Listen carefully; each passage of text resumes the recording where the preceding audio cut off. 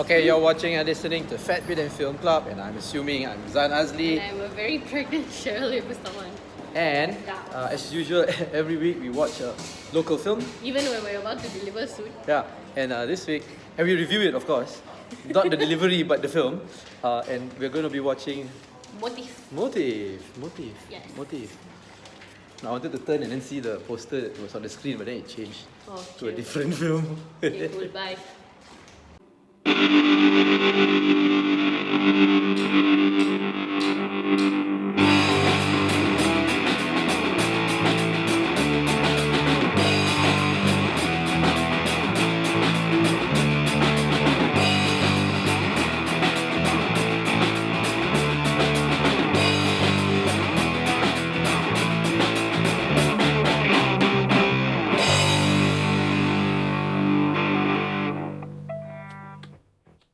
Yeah, we watched Motif.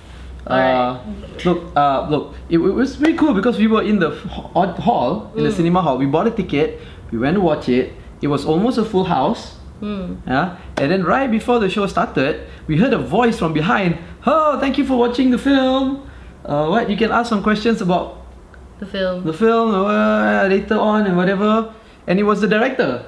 Yeah, but then after that we didn't know who she was. Nadia Hamza. Yeah, she kind of introduced the film in a very, very informal way. Yeah, it was cute. Yeah, and then after the film, everybody got up, and I think it was a lot of her family members lah. She got all. No, her mother's friends, right? Oh, her mother's. Most of you are here because of my mother, and you can ask questions to my mother about the film. Yeah, I heard her say that. Something like that. Yeah, something like that. But then after that we left because everybody was taking pictures with her and all that. It was nice. I think it was nice to have people support her like that, whether it's family or friends. This is her first film. Yeah, because like when I come up with my new books are launched and all that, my mother's friends all like no questions asked will buy a copy one for my mother. All of my books, and they said they always told my mother like, okay, your kids we will support.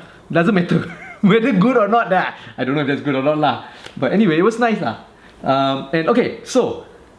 Well, the last film I made, my mother was in it, so they were just supporting her because she thinks she's damn hot shit. So there's that. Okay. Yeah. So what's it about? Wait, sorry, because you brought up the screening. Something else that I want to bring up. We had looked at timings the day before, and there were like 7 showings in Mid Valley and several other places.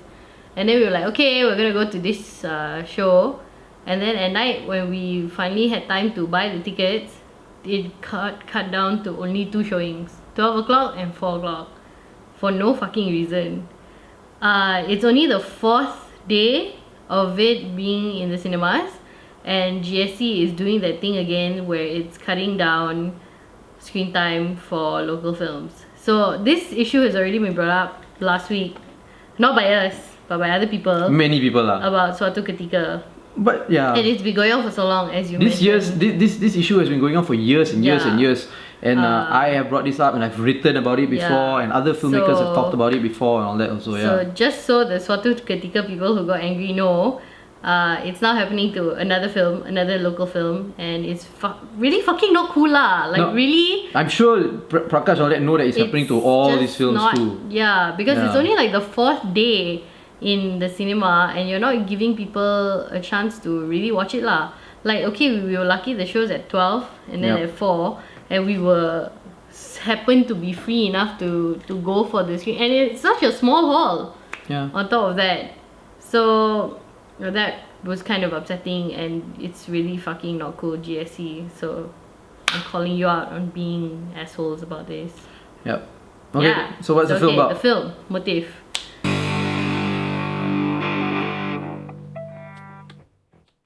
Motif is about. It starts off with a disappearance of a girl in Tanah Merah, right?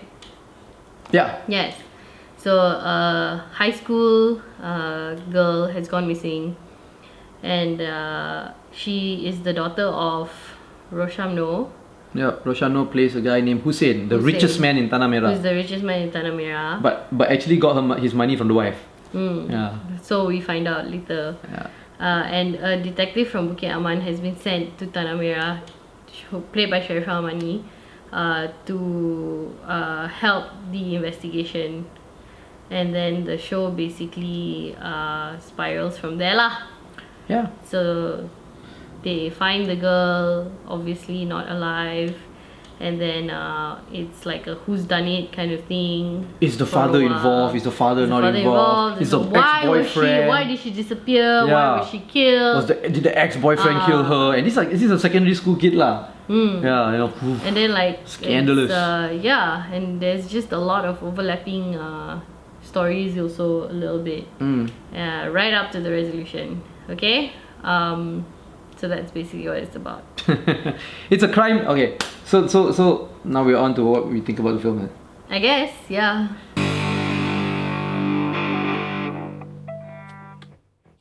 Oh, you want me to start, right? You said just now. Yeah, because I have a lot of thoughts about it. For me, I saw it as a very interesting crime thriller kind of film. It was shot quite nice, and it started out very nice, right? I love how it started out. It really built like mystery, and I really wanted to watch the film. I wanted to see how the mystery unfolded and how they were going to solve the case. I like the fact that Sharifah Amani was this inspector, a woman inspector who was sent from like the city to come to Tanah Merah to help them solve the crime, and then how she is received in the small town by the police department itself, and also by the villagers outside. You know, who are most predominantly male. Predominantly the other inspector, the local inspector from Tanah Merah lah. Right, and there was a nice guy who treated her quite nice, very polite to her. It's a guy at the warung, played by Aidil Putra, which later on so you'll see, right? And the pacing of the film was really good. It felt, to me, it was very appealing because I thought that the script writing was pretty nice, and the pacing was directed was very well because there was mystery, and you wanted to find out, and the pacing and you really couldn't tell. Yeah, you couldn't tell. Predictable, and you were sucked into the mystery for at least the first half or 3/4 of the film lah. And then slowly, you know, it started to unravel. Not that the mystery unraveled, but the film itself started to unravel in a very unraveling way. Not a positive way lah. It kind of like fell apart lah. The film fell apart, and I felt like they just suddenly had to just finish the film off. Like, the editing was very chaotic. There was a clear distinguishing between the first half that you mentioned and the second half. First half or first 3/4 lah, I would say. And then suddenly like no more pacing. Everything just tampal together, and the unraveling of the mystery also suddenly all come out. Like they vomited the bag suddenly opened up and spilled out. Like, okay, we're done. Okay, time to go home now. You know, I know Nadia Hamzah is like, this is her first feature, right? Yeah. So I don't know why, if she had so much control over the first 3/4 of the film, why that last quarter, the end, like everything just fell apart. I also like the fact that they wanted to play. She's a woman filmmaker, and you know, we watched Gol and Ginju 2, you know, in the recent past, and we were talking about, if you want to watch the review, we'll link it here. Women filmmakers. Yeah, about women filmmakers making films about women for women, and it's from the right perspective lah. So I thought that we're going to see that in this film, and we did, right? We did in a way. But then after that, I know I'm going to leave this to you because I don't want to mansplain, and then everybody wants to like stab my eyeballs out, right? Not everybody, just you. Yeah, okay, just you, right? Fuck you, feminists. Okay, go on. More like you can't, but anyway. Well, I'm fucking one. Not really, also. Anyway. Okay. Anyway, I'll start off with what you talked about. How it was really nice to see a women director debut a film. Has there been one since? Yes, there's been many. Not enough. This year. This year no. Since Gol and Ginju 2. Since Gol and Ginju 2, we haven't seen. I feel like no. We've seen some Tamil films that had a women director. No, that was also last year. Oh, that was last year, huh? The dancing one. Then it got nominated. Anyway, it's always nice. No, it's always nice to see Vedigundu Pasange. Yes. It's very nice to see women filmmakers always, and I like it when women filmmakers try to, because you kind of know that they will bring some form of representation to their story. Yeah, it's only natural when they talk about women. And when she made this film, it is mainly about, yes, this disappearance of this girl, but the main character is Sharifah Amani, Inspector Dewi, who goes through challenges in her work, which is very real. She goes to this small town and she's a woman. She's a bit young, right? Because Sharifah Amani is always young. It's like me lah. Wherever I go, people think I'm 25. Not really. And It's true. she's being condescended to. She's not being taken seriously. Men are yelling at her. They're dismissing her theories. They're dismissing her ideas, and she's constantly having to defend her work, which really shouldn't happen. But it happens every day with all women everywhere. Unless you work in a women-centered environment, it is very, very likely that there is some man that is not listening to you and there is dismissing you and is condescending you. So to see that represented on screen, I felt really Validated. visible. Like it was just validated, but it's also that they don't showcase that a lot in especially local films. So that was nice. However, she had that element of it, and then Sharifah Amani's character is in a polygamous relationship. She's the second wife. Her husband seems to be... We never see her husband. It's always a phone correspondence. But from what we hear, it seems like he's trying to always keep the peace with his first wife because his first wife has a child, his daughter. And it doesn't sound like he married her with the consent of the first wife. Because there is a scene where she calls and the first wife is like, what else do you want to take from me? Blah, blah, blah, blah, blah. So already you can see that this polygamous relationship is not actually... It wasn't consensual on all three sides lah. Because that's what a polygamous relationship is. There are three sides. Okay? She falls into a little bit of a... For me lah, into like kind of a TV3 trope where women are concerned, okay? First, she's in a polygamous relationship and she's frustrated, but she's not really in a position to do anything about it. Second of all, eventually the frustration sort of boils over, okay? And she gets emotional in the middle of work. And she gets emotional at a suspect, okay, that leads to violence against women. Actually, she gets strangled on the table by Roshamno, and that also irritated me because again we're advocating for violence against women and we're showing that women cannot control their emotions in the workplace. Look, I've been angry while I'm at work and I have not like blown it off at a random... Like, it's a professional setting lah, so you need to be professional and women need to be shown to be able to do that. But again, she played into that trope of like women don't have the capacity to do that. She was emotional and then like she go in there and she drama. And she wasn't even like questioning Roshamno anymore. She was just accusing him. You did it, right? You killed your daughter, right? You did it, right? You did it, right? You did it, right? Which was just so like typical... a portrayal of a typical female in like any generic Malay film or TV3 film. And then she gets into an accident eventually. Something happens and it turns out, oh, she had a miscarriage. And then she's crying and then she just completely falls like desolate. And she's like, I want to go home already. Which is again a typical trope of like females going through an emotional thing and not being able to get through it. Okay. I want to interject, if I may, right there. I agree with you when you say all that. But do you think, now this is my perspective lah, right? Do you think that the director also, because the director also wrote the script, right? Do you think that she made Sharifah Amani's character to be like that, to be emotional, to be a very typical, stereotypical, what people think of women to be, and she wanted to leave, right? Because at the end, and then after that, she didn't leave because the dead girl's sister came to her and accused her of, see, you're the same like everybody else. Yeah. And now you're going to leave. Yeah. So you don't really care. Do you think that this was her, the Nadia, the director's attempt at character development to show that, now you're right, I should not be like that.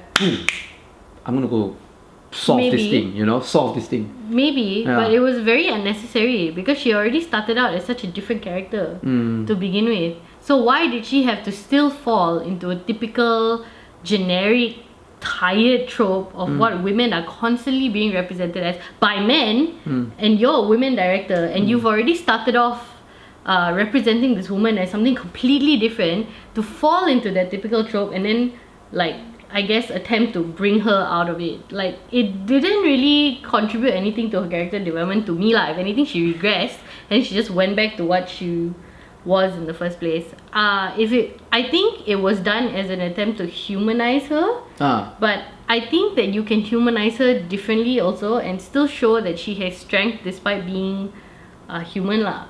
So that was that for me.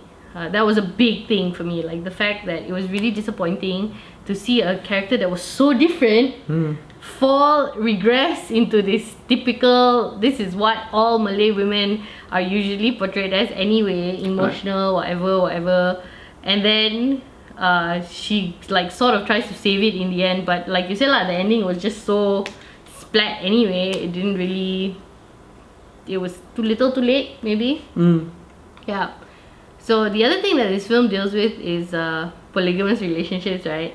And it happens on two layers because it happens with Sharifah Amani's relationship. Is that why you're wearing this t-shirt? Yeah. I am woman. Oh, yeah. I didn't realize actually, but yeah. It's what? Okay. And see, he just interrupted me. So typical. Look. Real heroes wear tights. Women wear tight. Yeah, and I know. And I'm demasculinating men too by wearing this t-shirt. Okay. And with Rosham No's character, because later on we find out also that he is polygamous. I feel like what this film is trying to show you, specifically about polygamy, because that's what all the reviews and even in the synopsis it talks about how it deals with polygamy. That's a big thing about this film, other than it being like a crime thriller. Yeah. It really shows that men, maybe specifically Malay men in this particular context, do not know how to handle polygamy well, in the sense that they think it's a one-sided decision, their own, and they don't actually consult their first wives, or they're not honest about it, and then they just like go and marry whoever, and then everybody suffers in the end.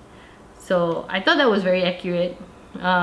It was trying to show everybody the lesson that if you want to be polygamous or polyamorous or whatever, you can, but you should at least be honest about it lah, and everybody needs to know, okay? Because the first wives also have a choice to stay and accept it, or stay and work it out, or find a way to. I mean, we know of successful polygamous relationships where everybody is on the same page, but we also know of relationships where the guys are just selfish and they do these kind of things where they just make their own decisions and then fuck everybody else up forever. So this show was more to that. I think the lesson came across quite clearly. Yeah. I think Rosham No got fucked over quite nicely. That was good. But as a film in a whole, the messages were clear lah. Yeah. But for me, the feminist part was a little bit disappointing lah. But again, we don't know if it's meant to be actually a feminist film or not. But I guess because I'm a woman and you're a woman. Does the film have to be a feminist or not feminist? No. Just to have No, it doesn't. Like you said, I don't think it's a bad film. It's still a good film, except for the last 15 minutes. I don't mean that it needs to have that kind of agenda to be a good film. No, that's fine. You can have an agenda or don't have an agenda. But do you think that a film needs to be a feminist film to have feminist values come across, or does it have to be a pro-LGBT film to have those kind of messages to come across, or pro-democracy? You know what I mean? Sometimes it's just a story, and you can. These are underlying themes. Yeah. And you Fair. can just interpret however you want, right? But then why start off like that? Yeah, sure. So that was my problem lah. You start off already so breaking the barriers, so different. So you think when the film started, it was Here's a feminist film. It was definitely a feminist character, and it was definitely a feminist character fighting against the norm. And she already established that for quite a while, and then suddenly it just all fell apart and regressed. So in that sense, according to logic of penakulan mantik, it would mean that you already saw this as a film that came outright to be a feminist film, It was not specifically a feminist film, but it definitely had like you said, the underlying themes of feminism, and it was definitely different from the other kind of characters that came before. So if you're already going to start like that, and you're already going to establish your character to be like that, which was great, why regress? So that was disappointing for me. But it's not a bad film. I don't think it's a bad film. It's not a bad film. It's very entertaining. It kept us at the edge of our seats a lot. We had no idea who it was. I felt I was sucked into the mystery. I was totally sucked in, and I had no idea. You just could not tell at all. Everybody was basically a suspect, and it was gripping. And I like the performance. Look, I'm a big Roshamno fan when it comes to acting wise.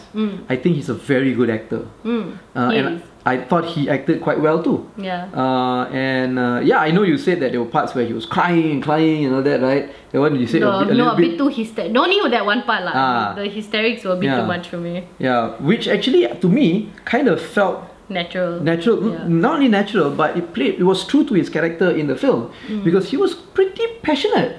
He was passionate about the girl that he kept.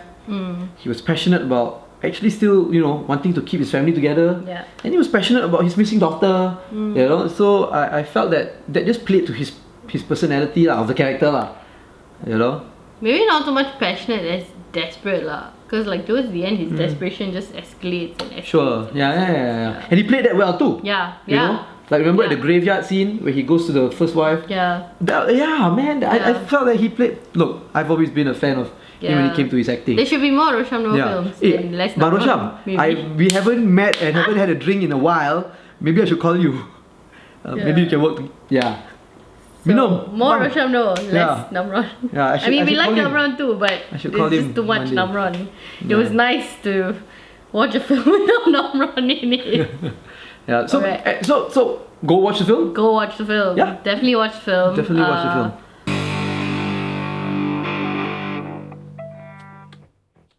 Hopefully GSC will buck up and not be assholes about this anymore.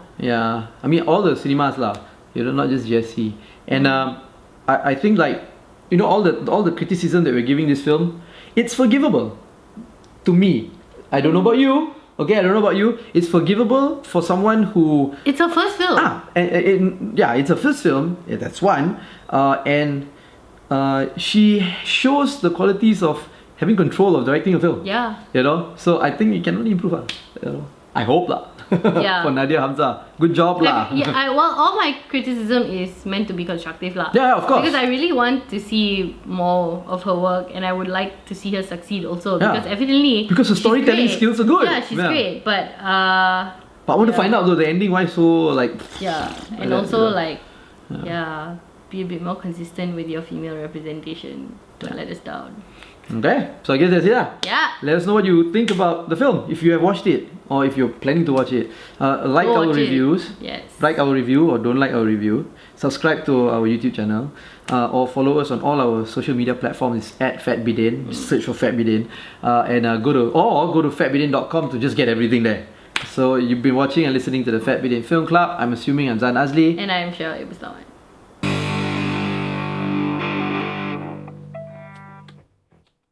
Hey, if you want to learn how to become an independent filmmaker or a filmmaker in general, I've got a book which I wrote with a buddy of mine. It's called Zan Azli and Wan Chun Hong's Guide to Indie Filmmaking. You can actually buy it off of here. I'm going to put the link down here at my website, fatbidin.com. It's only a couple of ringgit and it's really good because it has many different chapters, the process of filmmaking, and each chapter I interview a Malaysian filmmaker who gives advice and tips of from their experience. So yay, link is down here. Yay.